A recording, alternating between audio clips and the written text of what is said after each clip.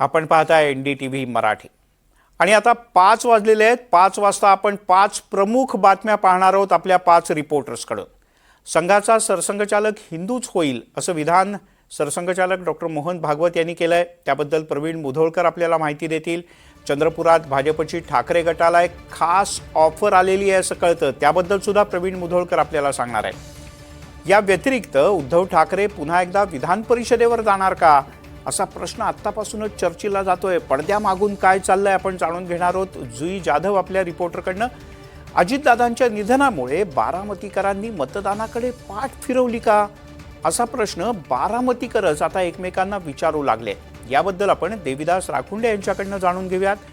तर सोलापुरात EVM ढाब्यावर आढळून आली आणि एकच खळबळ उडाली। काय नेमकं झालं हे सौरभ वाघमारे आपल्याला सांगतील। सगळ्यात सुरुवातीला बातमी प्रखर हिंदुत्वाची आणि राष्ट्रीय स्वयंसेवक संघाच्या शताब्दीच्या निमित्तानं मुंबईत आयोजित करण्यात आलेल्या कार्यक्रमाची। प्रखर हिंदुत्वासाठी विचारसरणी करता ओळखल्या जाणाऱ्या राष्ट्रीय स्वयंसेवक संघाचं शताब्दी वर्ष सुरू आहे। सरसंघचालक डॉक्टर मोहन भागवत यांनी मोठं विधान केलंय। संघ सांगेल तेव्हा निवृत्ती घेईन, पण निवृत्तीनंतरही काम सुरूच ठेवेन असं ते म्हणाले। तर सरसंघचालक कोण बनणार या मुद्द्यावर त्यांनी स्पष्टपणे संघाचं मत मांडलं। ब्राह्मण हा सरसंघचालक बनू शकत नाही, तर जो हिंदू आहे असा कोणीही सरसंघचालक बनेल, मग तो SC ST असू शकतो किंवा अन्य कोणीही असू शकतो। तो कुठल्या जातीचा आहे हे बघून आमच्याकडे कार्यकर्त्यांची नियुक्ती केली जात नाही, तर क्षमतेकडे बघून नियुक्ती केली जाते असंही त्यांनी म्हटलंय। थेट जाऊयात प्रवीण मुधोळकर आहेत आपल्यासोबत। प्रवीण, सरसंघचालकांनी जे स्पष्टीकरण दिलंय त्याबद्दल काय सांगशील आधी? त्याआधी आपण ऐकूयात की सरसंघचालकांनी नेमकं विधान काय केलंय।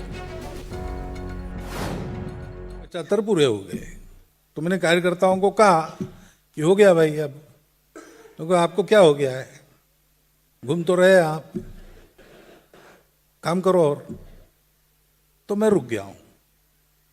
मैं यहां रहूं ये मेरी इच्छा नहीं है, कार्यकर्ता की रहती नहीं है। मैं यहां न रहूं ये भी मेरा ऑप्शन नहीं है, संघ का ऑप्शन है। तो संघ जब कहेगा तब दायित्व से निवृत्ति, कार्य से निवृत्ति नहीं।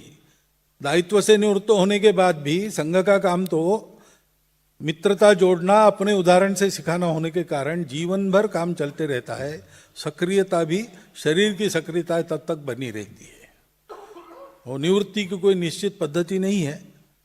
निवृत्त में जब कोई व्यक्ति कहता है कि मुझे होना है तो क्या कारण है वगैरह देखकर जितना हो सकता है यानी आखिरी बूंद चूस लेने तक उसको हम निवृत्त नहीं होने देते। लेकिन मैं ये सोचूंगा कि योग्य कौन है, अवेलेबल बेस्ट कौन है। तो बेस्ट भी होना चाहिए और अवेलेबल भी होना चाहिए। मैं सरसंघ चालक हूं, बेस्ट लोग और भी है, लेकिन वो अवेलेबल नहीं। जिसको खाली किया जा सकता है वो अकेला ही था, इसलिए मुझे बना है। तो इसलिए इसको SC ST होना ये डिस्क्वालिफिकेशन नहीं है, या ब्राह्मण होना ये क्वालिफिकेशन नहीं है। जो उपलब्ध है और अच्छा है उसको उस समय के सरसंघ चालक बने। उसमें SC ST भी हो सकता है, कोई दिक्कत नहीं। आणि अधिक जाणून घेऊयात, प्रवीण मुधोळकर आपल्यासोबत जोडले गेलेत। प्रवीण, सरसंघचालकांच्या या दोन्ही मुद्द्यांबद्दल काय सांगशील सविस्तर? सर्वात महत्त्वाचा मुद्दा असा आहे की सरसंघचालकाची निवड कशी होते। राहुल गांधी यांनी काही वर्षापूर्वी आरोप केला होता की संघामध्ये मतदान प्रक्रिया नाहीये आणि सरसंघचालक हे मर्जीतल्याच लोकांना बनवलं जातं। यानंतर ही एक दंतकथा अशीही सांगितली जाते लोकांमध्ये, असंही सांगितलं जातं की सरसंघचालक हे आपल्या उशीखाली एक चिठ्ठी लिहून ठेवतात आणि त्या चिठ्ठीमध्ये पुढचे सरसंघचालक कोण होणार याची माहिती असते। संघाने हेही वेळोवेळी नाकारलाय की असं काही नसतं। आजचं जे विधान आहे सरसंघचालक डॉक्टर मोहन भागवत यांचं, हे अत्यंत महत्वाचं आहे। त्यांचं म्हणणं असं आहे की सरसंघचालक हे मानाचं पद आहे, त्यामुळे आताचे जे विद्यमान सरसंघचालक असतात ते या संदर्भामध्ये विचार विनिमय करून निर्णय घेतात आणि पुढचा सरसंघचालक हा ठरवत असतात। दुसरं, जनरल सेक्रेटरी हे जे पद आहे ते पद निवडणुकीतून आणि संघटनात्मक जे निवड आहे त्यातून होते। राष्ट्रीय स्वयंसेवक संघामध्ये संघचालक ते सरसंघचालक अशी दोन अत्यंत महत्वाची पदं आहेत। संघचालक जे असतात ते क्षेत्र जे आहे संघाचे त्यातून मतदान सारखी प्रक्रिया असते, त्यातून ते निवडले जातात आणि त्यानंतर संघचालक निवडले जातात. संघचालकांची नंतर स्वयंसेवक जे त्यांची निवड करतात त्यात 3 वर्षातून ही निवड होते आणि नंतर त्या अनुषंगानं नंतर जे जनरल सेक्रेटरी आहे सरकार्यवाह यांची निवड जी आहे ती होत असते. त्यामुळे एकंदरीतच आता जर आपण पाहिलं संघाचे 50 स्वयंसेवकामागे एक प्रांत प्रतिनिधी असतो आणि 40 प्रांत प्रतिनिधी मागे एक अखिल भारतीय प्रतिनिधी असतो. अशी सगळी संघाची व्यवस्था आहे आणि सरकार्यवाह जनरल सेक्रेटरी पद असतं. आता राहतो मुद्दा हिंदू सरसंघचालक होणार का? सरसंघचालकांचं म्हणणं आहे की जात व्यवस्था जी आहे संघावरती असाही आरोप होतो की एका विशिष्ट जातीचेच लोक संघात आहे, पण संघानं नेहमी असं म्हटलंय की एका जातीचे लोक संघात बिलकुल नाहीये, संघात सर्वसमावेशक लोक आहे. त्यामुळे सरसंघचालक हा हिंदूच होईल, तो SC ST OBC किंवा ब्राह्मण असा कुठलाही होणार नाही.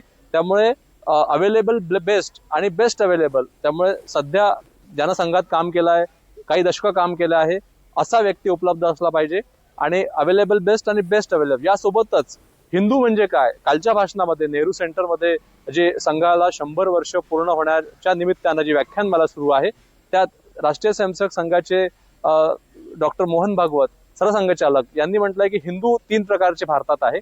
एक हिंदू असा आहे की ज्याला मी हिंदू आहे, जन्मानं हिंदू आहे, काही फरक पडत नाही. दुसरा एक प्रकार असा आहे असं त्यांचं म्हणणं आहे की हिंदू आहे ठीक आहे, थोडा बहुत अभिमान आहे. आणि तिसरा एक असा हिंदू आहे की त्याला आपण हिंदू असल्याचा अभिमान आहे. त्यामुळे संघानं 3 जी कॅटेगरी आहे असं सांगण्याचा काल मोहन भागवतांनी प्रयत्न केला. त्यामुळे भारतात जे लोक स्वतःला हिंदू असण्याचं समर्थन करतात त्यापैकी एक सरसंघचालक होईल असं मोहन भागवत यांच्या आजच्या बोलण्यातून थोडक्यात काय तर सरसंघचालकांच्या या स्पष्टीकरणातनं या संदर्भात असलेले अनेक प्रश्न कदाचित निकाली निघतील अशी अपेक्षा आहे. प्रवीणजी, तुम्ही राहाच आपल्यासोबत, कारण पुढची बातमी चंद्रपूरची आहे, विदर्भातलीच. चंद्रपूर महानगरपालिकेत भाजपनं ठाकरे गटाला ऑफर दिली आहे. 1.25 वर्ष महापौरपद देण्याची ऑफर भाजपनं दिली आहे.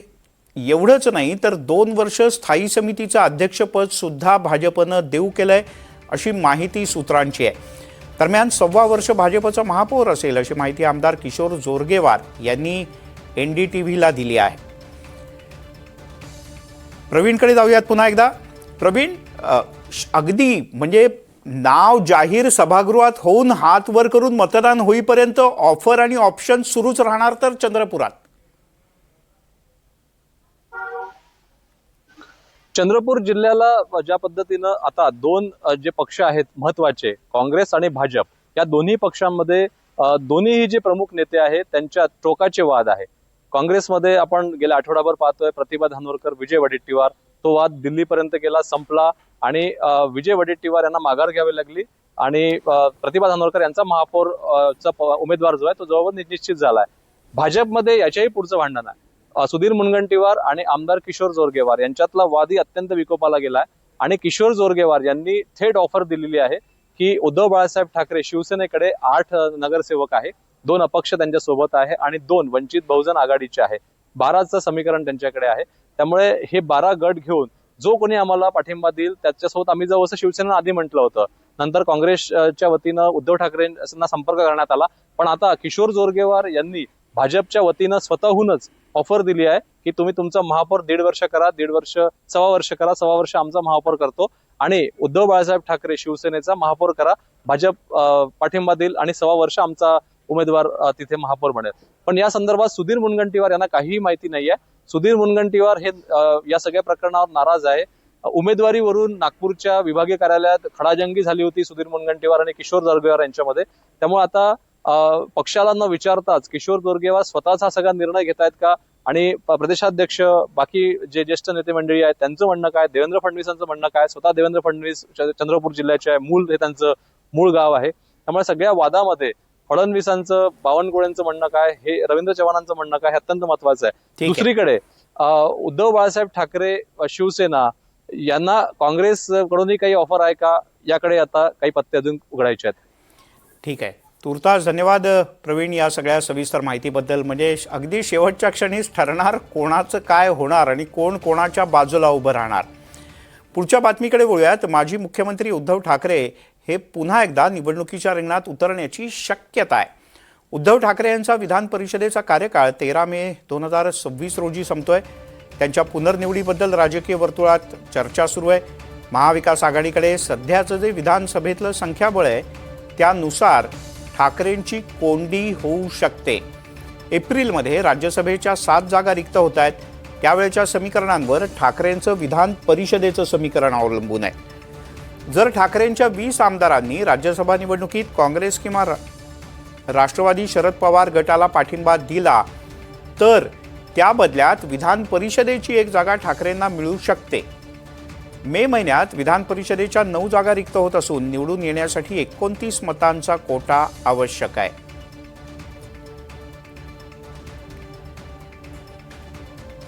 यावर संजय राऊत यांनी काय म्हटलंय ते पाहूया. बघा, एकमेकांना मदत महाविकास आघाडी करावीच लागेल. एकमेकांना मदत करावीच लागेल. महाविकास आघाडीमध्ये काँग्रेस, राष्ट्रवादी काँग्रेस, शरद पवार आणि आमची शिवसेना आहे बाळासाहेब ठाकरेंची. त्याच्यामुळे यापुढे विधान परिषदांच्या निवडणुकांमध्ये किंवा इतर राज्यसभांच्या निवडणुकांमध्ये एकमेकांना मदत करावी लागेल. तरच राज्यसभा आणि विधान परिषदेमध्ये आमचे लोक निवडून येतील सगळ्यांचे. आम्ही माननीय उद्धव साहेबांना ही विनंती केलेली आहे आम्ही सगळ्यांनी की आपण राज्याचे मुख्यमंत्री म्हणून काम केलेलं आहे आणि त्या विधिमंडळामध्ये आपण पुन्हा जाणं हे राज्यासाठी आणि जनतेसाठी आवश्यक आहे. हे आम्ही त्यांना विनंती केलेली आहे. त्यांनी जावं अशी आमची सगळ्यांची इच्छा आहे. आणि याच संदर्भात आपण जाणून घेऊयात. जुई जाधव आपल्या प्रतिनिधी आपल्यासोबत जोडले गेले आहेत. जुई, काय होणार म्हणजे मुळात शिवसेना उद्धव ठाकरे गट राज्यसभेकरता काँग्रेस किंवा राष्ट्रवादीला पाठिंबा द्यायला तयार आहे?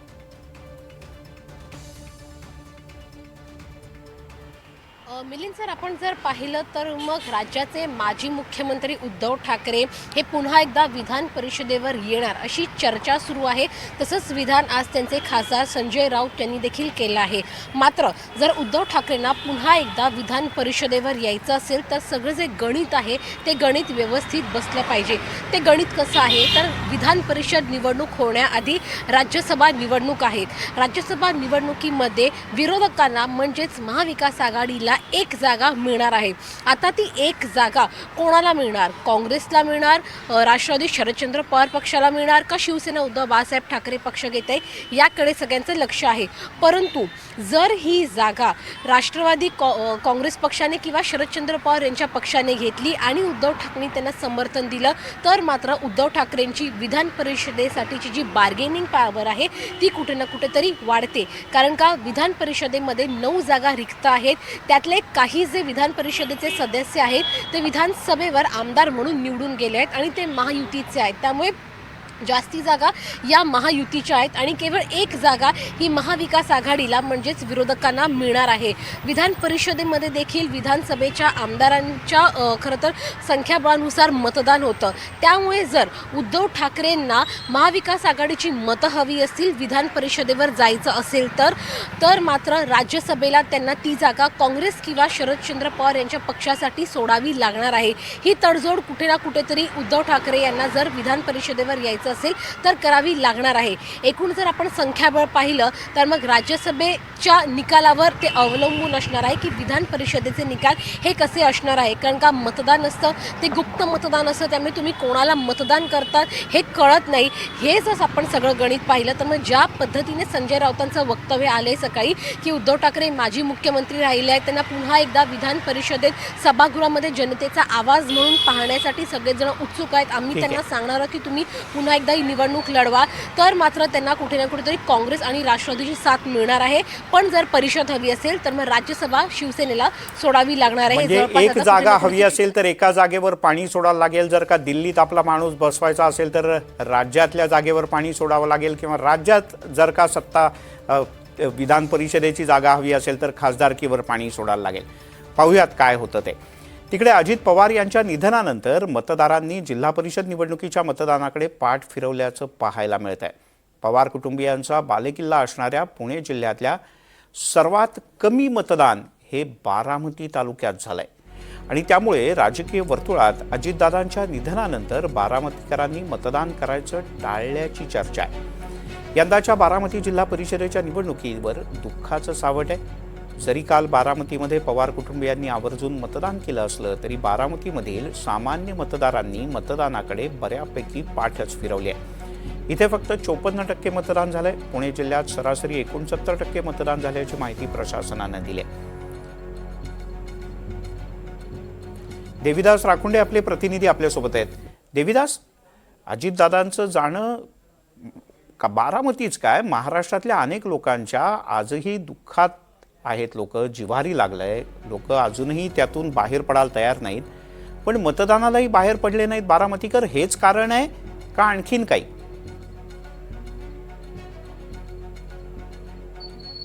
निश्चित मिलिंद, आपण बघतोय की ज्या जिल्हा परिषद आणि पंचायत समितीसाठी काल मतदान प्रक्रिया पार पडली, त्याच जिल्हा परिषदेच्या आणि पंचायत समितीच्या उमेदवारांच्या प्रचारासाठी दिवंगत नेते उपमुख्यमंत्री अजित पवार हे बारामतीला येत होते. ज्या बारामतीसाठी, महाराष्ट्रासाठी त्यांनी पहाटेपासून काम केलं, कुठेही ते थांबले नाहीत, हे अवघा महाराष्ट्र पाहत होता. प्रशासनावर उत्तम पकड असणारा एक नेता म्हणून त्यांच्याकडे संपूर्ण महाराष्ट्र पाहत होता, देश पाहत होता. याच जिल्हा परिषद आणि पंचायत समितीच्या निवडणुकीच्या प्रचाराला येत असताना विमानाचा अपघात झाला आणि दुर्दैवी त्यामध्ये त्यांचं निधन झालं. बारामतीकर भावूक झालेले आहेत, महाराष्ट्र भावूक झाला आहे. दुःखातून अद्यापही बारामतीकर सावरायला तयार नाही आहेत. काल खरं तर आपण बघितलं की सकाळी 7:30 वाजताची वेळ उपमुख्यमंत्री सुनेत्रा पवार यांनी अजिबात चूक दिली नाही. ज्या पद्धतीनं अजित पवार हे सुरुवातीला पहिलं मतदान करायचे आणि संपूर्ण बारामतीकरांना, संपूर्ण नागरिकांना, देशवासियांना ते एक मेसेज द्यायचे की मतदानाचा हक्क जो आहे तो बजावला पाहिजे, लोकशाही बळकट केली पाहिजे. अगदी त्याच पावलावरती सुनेत्रा पवार यांनी पाऊल टाकल्याचं आपण काल बघितलं. मात्र खऱ्या अर्थानं जे दुःख आहे ते आभाळा एवढं दुःख आहे, त्या दुःखातून अद्यापही मतदार सावरलेलं नाही आणि म्हणूनच ही टक्केवारी आपल्याला पाहायला मिळते. कारण पुणे जिल्ह्याची आकडेवारी जर आपण बघितलं तर जिल्ह्याची आकडेवारी सांगते जवळपास 69% आणि बारामतीची आकडेवारी जर आपण बघितली तर ती अगदी 54.90%, म्हणजे खूप कमी. बारामतीच्या इतिहासात पहिल्यांदाच एवढी कमी आकडेवारी आपण बघतोय. म्हणजे ज्या बारामतीसाठी आपला नेता स्वतःला वाहून घेत होता तो नेताच आज आपल्यात नाहीये, तर मग मतदानाला तरी आपण का जायचं आणि कोणासाठी जायचं, हा कुठंतरी मनातला प्रश्न त्यांना चिंतेत होता. आणि म्हणूनच काल मतदान केंद्रांवरती ज्या ज्या ठिकाणी आपण बघितलं तिथे कुठेही अशा मोठ्या रांगा लागलेल्या पाहायला मिळाल्या नाहीत किंवा उशिरापर्यंत मतदान झालेलं आपल्याला पाहायला मिळालं नाही. जो उत्साह नगर परिषदेच्या निवडणुकांमध्ये होता तो उत्साह बिलकुल बारामतीमध्ये कालच्या निवडणुकीमध्ये, कालच्या मतदानामध्ये पाहायला मिळाला नाही. बरोबर आहे देविदास, स्वाभाविक आहे, आपण समजू शकतो. खरंच बारामतीकरांना मोठं दुःख आहे आणि आपण त्यांच्या भावनांचा आदरही केला पाहिजे. सोलापुरात जाऊयात, कारण सोलापुरात एकदमच वेगळी गोष्ट समोर आली. सोलापूरच्या मोहोळमध्ये EVM मशीन चक्क धाब्यावर सापडलेत मंडळी. त्यामुळे रात्री इकडे मोठा हंगामा झाला. काही लोक या EVM मशीन घेऊन जात असल्याचा आरोप राष्ट्रवादीच्या उमेश पाटील यांनी केला. मोहोळ शहराच्या नजीक असलेल्या स्वराज बार आणि हॉटेल इथे EVM घेऊन जाताना पकडल्याचा दावा आहे. दरम्यान हा प्रकार उघडकीस आल्यानंतर प्रशासकीय यंत्रणेच्या कार्यक्षमतेवरती मोठं प्रश्नचिन्ह उपस्थित केलं जात आहे. तर संबंधित मशीन राखीव असल्याचा तहसीलदार सचिन मुळीक यांचा दावा आहे. हा सगळा राडा ज्या वेळेला झाला त्यावेळेला उमेश पाटील इथे मैदानात उतरले, ते कार्यकर्ते आले, मोठा गदारोळ झाला. काय म्हटलंय उमेश पाटील यांनी पाहूया. त्यावरून आता लक्षात येते या पद्धतीनं प्रशासनाचा कारभार चाललेला आहे. या पेट्या म्हणजे रिझर्व्ह बँकेच्या नोटा छापण्याच्या करता जे काय म्हणते त्याला मशीन असतं, ते मशीनच पळवून नेल्यासारखं आहे. आणि हा इतकी गंभीर बाब आहे. आणि आता हे पेट्या या ठिकाणी सापडलेल्या आहेत सगळ्या महाराष्ट्रामध्ये.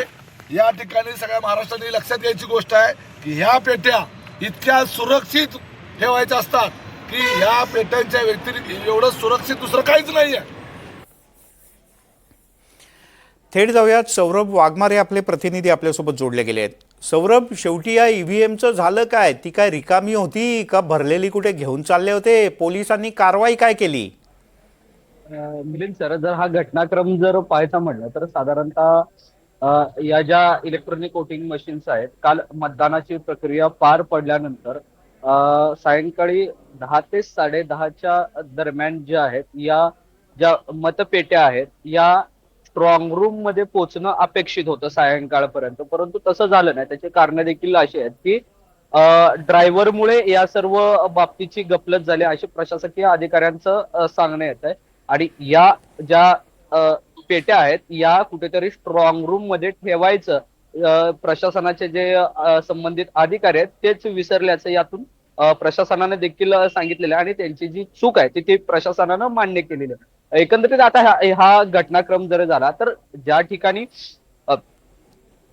सोलापूर पुणे राष्ट्रीय महामार्गावरती मोहोळलगत स्वराज बार अँड हॉटेल म्हणजे अर्थात एक ढाबा आहे, त्या ढाब्याच्या परिसरात एक जे कार आहे त्या कारमध्ये या सर्व या ज्या 2 ईव्हीएम आहेत त्या कारमध्ये होत्या आणि नागरिकांना तिथे जेवायला आलेल्या नागरिकांना या बाबतीत थोडासा संशय आला आणि संशय आल्यानंतर त्यांनी या सर्व बाबतीचे व्हिडिओज काढून सोशल मीडियावरती प्रसारित करून या सगळ्या बाबतीचा जो आहे तो मोठा राडा काल या परिसरात झाल्याचं दिसून आले. आणि प्रशासनाच्या मते असं सांगण्यात येत आहे की या इलेक्ट्रॉनिक वोटिंग मशीनवरती कोणत्याही पद्धतीचं मतदान झालेलं नाही, कारण या 2 ज्या पेट्या आहेत त्या राखीव पेट्या असल्याचं उपजिल्हाधिकाऱ्यांनी देखील त्यांची भूमिका जी आहे ती या बाबतीतली स्पष्ट केलेली आहे. आणि नागरिकांनी कुठेही अफवांवरती विश्वास ठेवू नये असं देखील आव्हान त्यांनी या निमित्तानं उपस्थित केलं आहे. परंतु या सर्व बाबतीत काही प्रश्न पडतायत.